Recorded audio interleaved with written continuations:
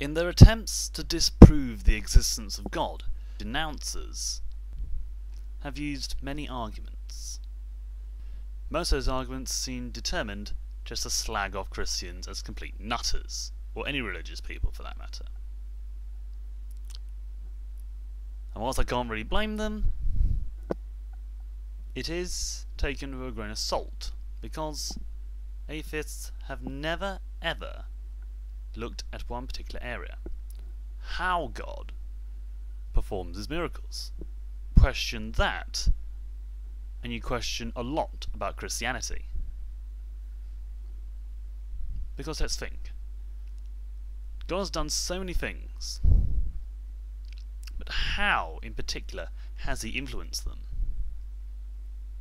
I have done a video on how God influences events in the long term, called Most Efficient and Transcendent God. But in this video, we're going to question how God operates in the here and now, and how some of his miracles are performed. In this case, we have to look at the possibility of magic. As the name of this video certainly implies, I'm suggesting God is a magical being. But what do I mean by magic? Well, the dictionary definition of magic is the ability to use miraculous forces and do incredible things. The problem in terms of God is that more or less says what God does. So you've got two arguments that complement each other but don't support each other. And by that I mean that there's nothing to support them individually. How does God perform his miracles? By magic. What is magic? The ability to do miraculous things. But there's the rub.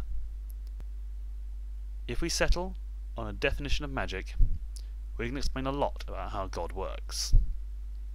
And I believe I've found one. I've gone through a number of different literatures, primarily those stories concerning magic. Most notable amongst them is Artemis Fowl and the Lost Colony, where the young boy learns about magic. And it says in one of the chapters, "They told me about magic. Basically, magic is energy and the ability to manipulate energy." Fairly understandable, as he was talking about how to move a massive island from current space to limbo. You need magic for that. But that definition is consistent in other texts. Artemis Fowl was written by Owen Colfer, but Christopher Parolini also wrote about magic in The Inheritance Cycle. And one of his books, Eldest, gave another definition of magic.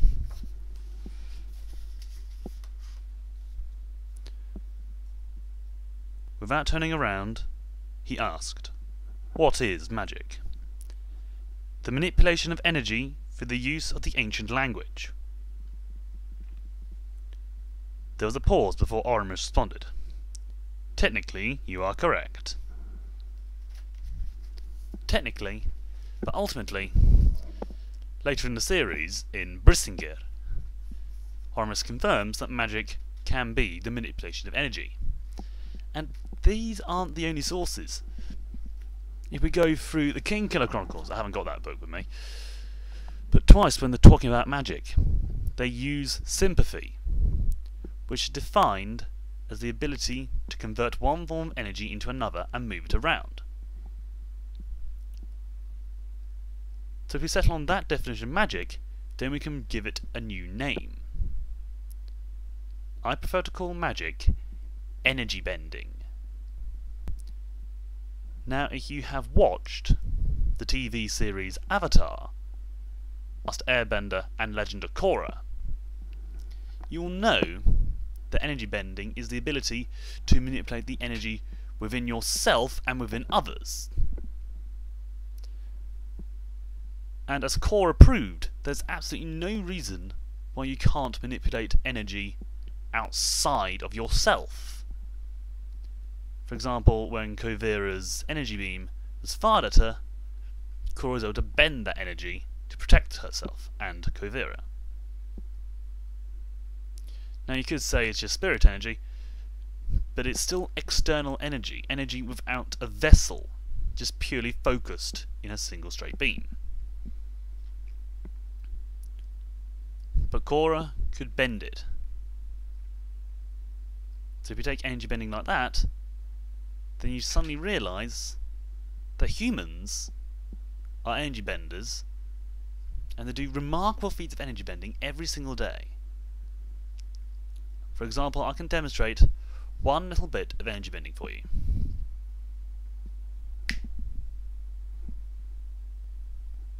That was it. Simple snap of the fingers. But that converted one form of energy into 3 others. I manipulated energy. I converted the chemical energy from the food I ate this evening, a very nice pie, into kinetic energy, the motion of my hand and fingers. When my fingers slid past each other to make the sound, I produced sonic energy, that being sound, and any energy left over in the system was released as heat. So humans clearly are able to manipulate energy within themselves, and they can do it to other things around them. That's an example here. It's a pencil. I can toss it in the air, and that imparts kinetic energy to it. Now if I toss it upwards, that imparts gravitational potential energy. So that's me transferring energy from myself to something else. Humans are amazing energy benders, as they are. And we can manipulate things beyond ourselves. Magic, in this case, is merely the ability to extend that energy beyond us. Manipulate things purely through energy. For example, I can see my phone just there. If I was an energy bender, I could imbue gravitational potential energy into it and levitate it off my desk. Seeing as I'm not an energy bender, I can't do that. But is there really any evidence for God's ability to bend energy? There's a couple actually. One of them is in the book of Elijah. I haven't read that story properly, I've only heard of it a couple of times. It's where Elijah and another group, I can't remember if it's the Israelites or the Philistines, they challenged each other to sacrifice a burnt offering. One group poured oil over their offering and tried to set it on fire like that, but it refused to catch. Elijah poured water over the offering and it caught fire. Now, back then, even with a very basic understanding of science, they knew that water doesn't spontaneously catch fire. And you might be wondering, how can that be done with magic? But if we focus on the basic chemistry of it first, is there any way Elijah could have put something there that could have caught fire? There are certain chemicals, such as the alkali metals, that can react with water in a combustive way, particularly potassium, cesium and rubidium. All very reactive alkali metals. They react with water. In some cases they ignite. You may have done that in chemistry yourself, putting a little bit of potassium onto water and watching it catch fire. Cesium and rubidium are much more reactive, but it's debatable whether they can react, firstly, fiercely enough to produce the heat needed to boil away the water and to set fire to the offering, or long enough for all of that to happen within a reasonable amount of time.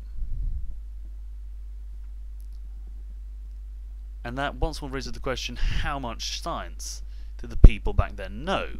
It wasn't much. So, alkali metals out, how can energy bending be used?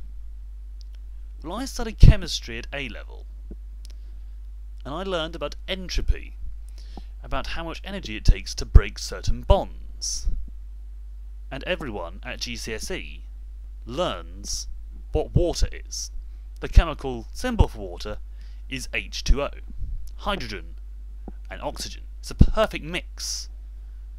Basically, they're in their separate elements, rather than in their compound aqueous form. They would be a remarkably dangerous combination. Two hydrogens in the presence of a single oxygen atom. A tiny spark, a huge explosion.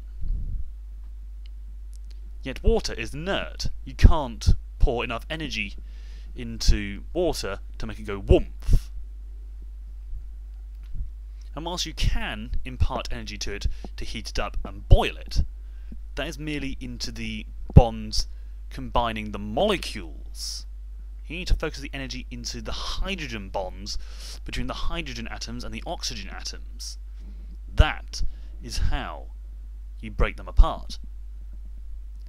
And whilst that may take quite a bit of energy to make a single hydrogen bond, let alone the other hydrogen and all the countless molecules that are in that soaked offering, it only takes a single spark of energy to reignite them and cause the fire to rise up. I would like to go into more detail about this, explaining about the intricacies of energy bending and so on, but I don't have time, and I'm not an energy bender, I only know the theory. So, we can see how energy bending helped Elijah. But where does it appear in other stories in the Bible?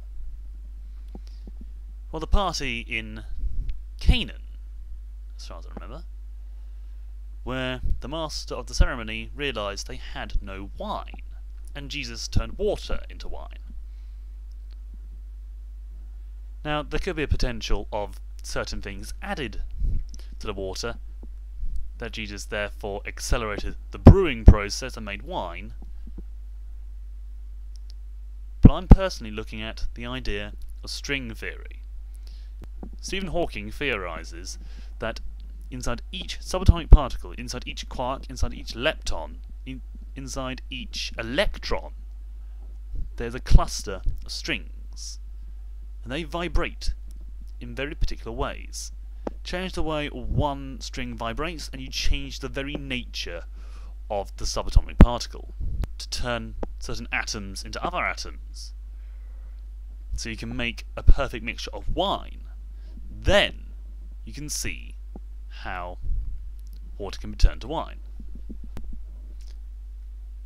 So it's clear God can manipulate energy in remarkable ways, and he knows where to use that energy. You can apply it here, you can apply it there, and ultimately do things for our good. He is not evil, but he is most definitely magical. God be with you, my friends.